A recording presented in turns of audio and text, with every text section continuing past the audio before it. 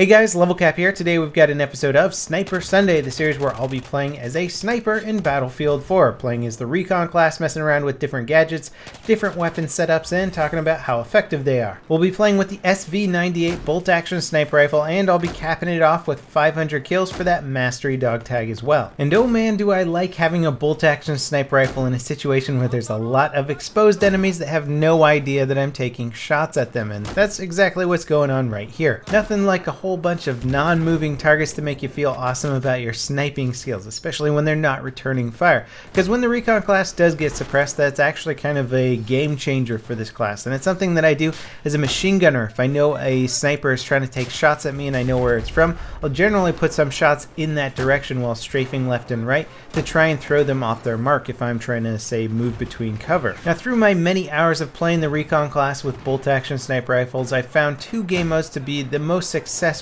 at just stacking up those Recon kills. If you really want to go on some fun sniper kill sprees, there's a few game modes that'll let you do it really well.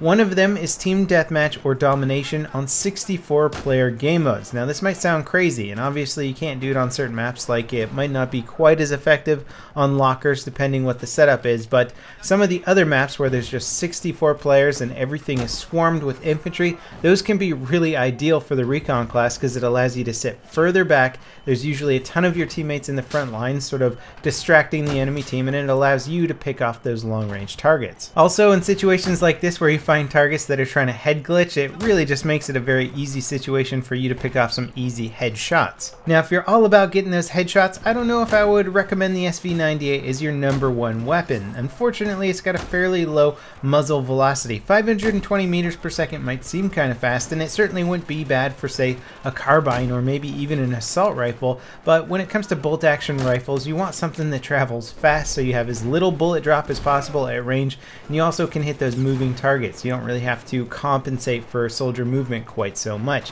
And unfortunately, the SV-98 just doesn't have the fastest muzzle velocity out there.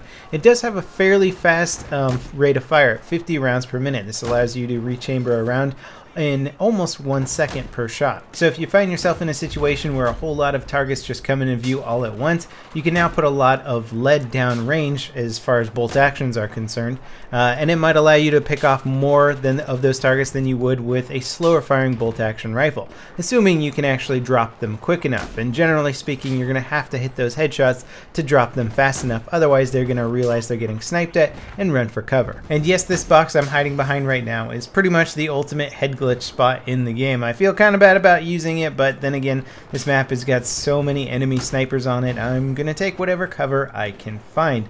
And frankly, there's a lot of mortars hitting me in that game anyway, so I didn't feel too guilty about it. Now, the other game mode that can be ideal for sniping is Rush. 64-player Rush, 32-player Rush, both of those are workable. However, the game mode can get completely screwed up for the Recon class if you find yourself playing against a lot of players that are using mortars and UCAVs. These are basically the sniper's worst enemy. As soon as you shoot that bolt action rifle, you show up on the mini map to anyone using a mortar on the enemy team. So if you're in a stationary position trying to pick off targets, all of a sudden you're a very easy mortar target, and it is so annoying to try and snipe when you've got tons of mortars on the enemy team. This is one of the many reasons that I'm really looking forward to sniping in Battlefield Hardline a lot more. There's no mortars, there's no UCAVs, generally speaking. There's not a lot of gimmicky gadgets. It's an actual shooter. You have to shoot the enemies you want to kill. I'm really looking forward to this, and I think it's going to be much more enjoyable to snipe in Battlefield Hardline. That among many other reasons, but holy god, as soon as those mortars and UCAVs are gone, I'm just going to be the happiest Battlefield player in the world. And you'll see I'm using the G18 sidearm here to get some close quarter kills. This is just such an ideal CQB weapon. It's really like having your own little pocket assault rifle to deal with close quarter threats. It's going to show up in Hardline as well, and I'll probably be rocking that for quite a bit. Then again, the 93R is also showing up in Hardline, and they have the Mac 10, and I don't know if you guys have seen the stats on that one, but it's pretty disgusting. Probably going to put the G18 to shame. Now, if you're not too familiar with the Recon class or you haven't used it very much, if you get those long-range headshots in Battlefield, you are awarded a marksman bonus. Now, one of the things that I've always taken issue with is the fact that marksman bonuses increase your overall score on the scoreboard at the end of the game. It's not just sort of bonus score for your rank up progress or anything like that. It actually puts you higher up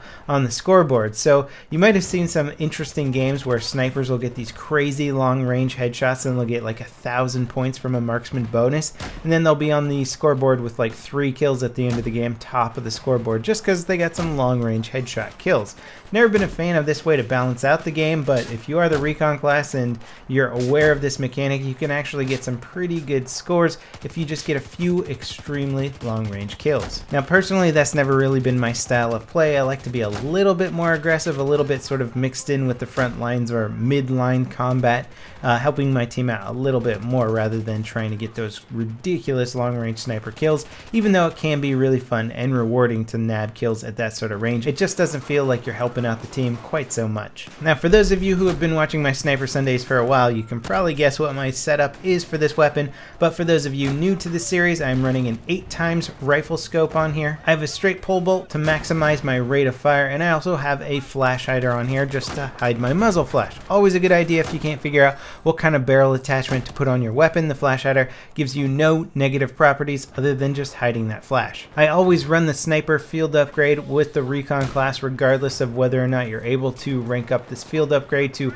any levels beyond 1. At least at the first level you get that longer ability to hold your breath, which steadies your scope for a longer period of time. Very important for steadying your rifle and hitting those longer range targets. I'm just naturally always hitting that shift key whenever I zoom in to steady my scope. Now I did get sucked into playing a few rounds on Pearl Market Team Deathmatch.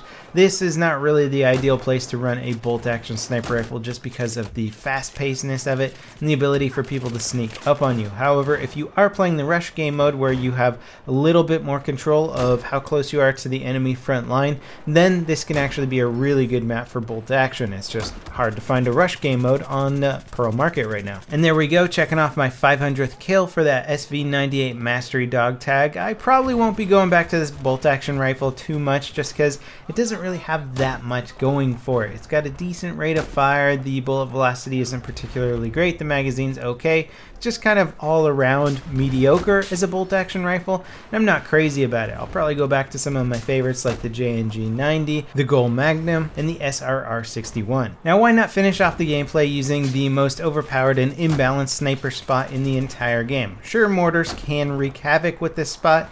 The enemy team can actually get their mortar set up and working properly. If not, then you can put your spawn beacon up here, you can put a claymore at the singular area that somebody can actually get up here, and just snipe down upon the unsuspecting targets below. It's a very, very easy way to just rank up a ton of kills. So anyway, that wraps it up for this Sniper Sunday. I hope you guys enjoyed the video, I hope you learned something, and as always, I'll see you next time. This is LevelCap, signing off.